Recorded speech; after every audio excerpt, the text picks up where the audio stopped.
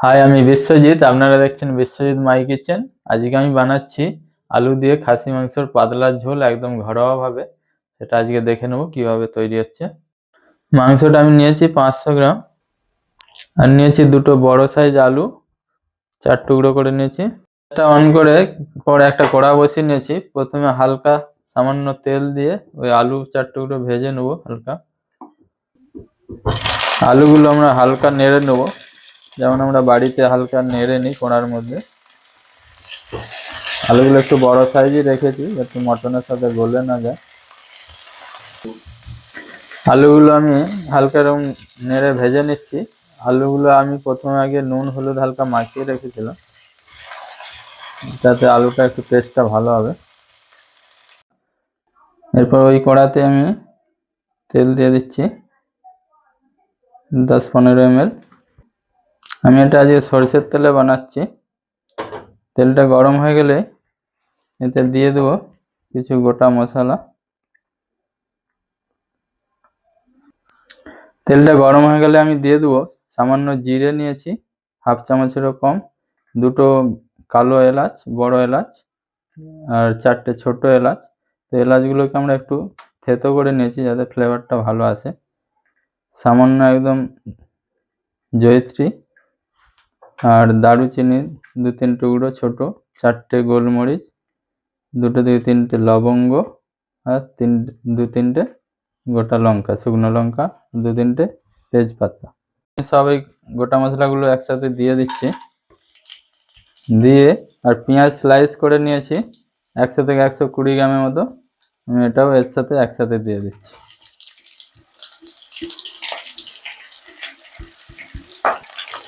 পেঁয়াজগুলোকে আমরা মিডিয়াম আঁচে ভেজে নেব।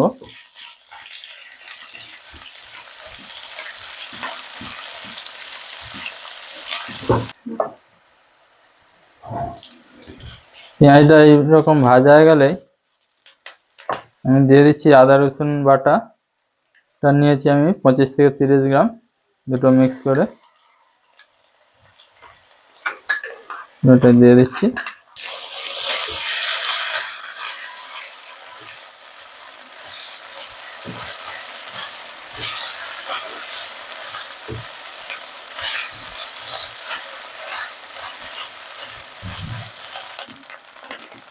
আগে আমি 10-15 ml তেল দিয়েছিলাম, আরও একটু তেল দিচ্ছি, আরও 10-15 ml।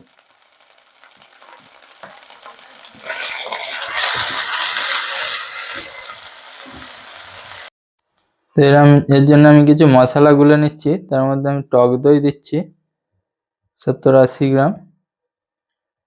এতে দিয়ে দিচ্ছি পরিমাণ মতো নুন, 1/2 চামচ ধনে গুঁড়ো,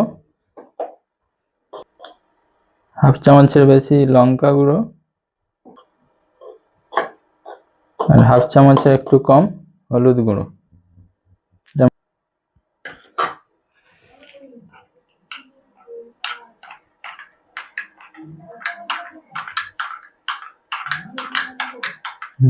আদা রসুনটা ভাজা গেলে আমি দিয়ে দিচ্ছি খাসি মাংসগুলো।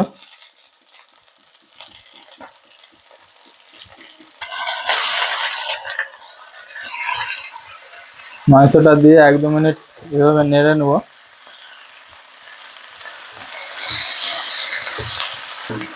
এক দু মিনিট নেড়ে নেওয়ার পরে আমি দিয়ে দিচ্ছি মশলাগুলো, নাটা দিয়ে কষে নেবো আরও 4-5 মিনিট।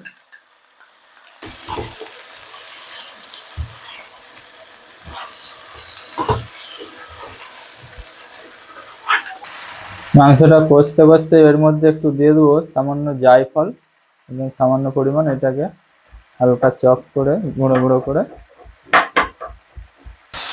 এটার মধ্যে দিয়ে দিচ্ছি, দিয়ে মিক্স করে নেবো যাতে মটনটা তাড়াতাড়ি সিদ্ধ হয়ে যায়।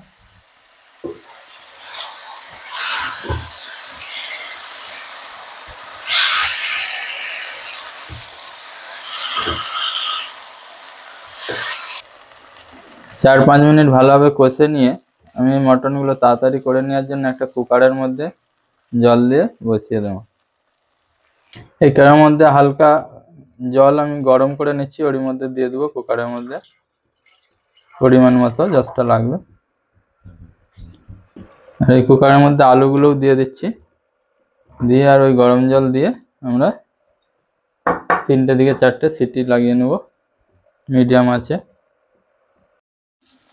কুকারের মধ্যে আমরা আলু আর জল টল সব দিয়ে বসিয়ে দিয়েছি। জলটা এই পরিমাণ দিয়েছি যাতে মাংস আলুগুলো ডুবে যায়। দিয়ে এবার সিটি লাগিয়ে নেব ঢাকনাটা লাগিয়ে। একদম হালকা আছে আমরা 4টে সিটি লাগিয়ে নেওয়ার পরে কুকারটা ঠান্ডা করে নিয়ে খুলে দেখে নিচ্ছি আমাদের মটনটা কেমন হয়েছে। এখন হেবি সুন্দর সেন্ট আসছে, হয়ে গেছে, সিদ্ধ হয়ে গেছে পারফেক্ট। মটন ঝোলটা একদম রেডি হয়ে গেছে।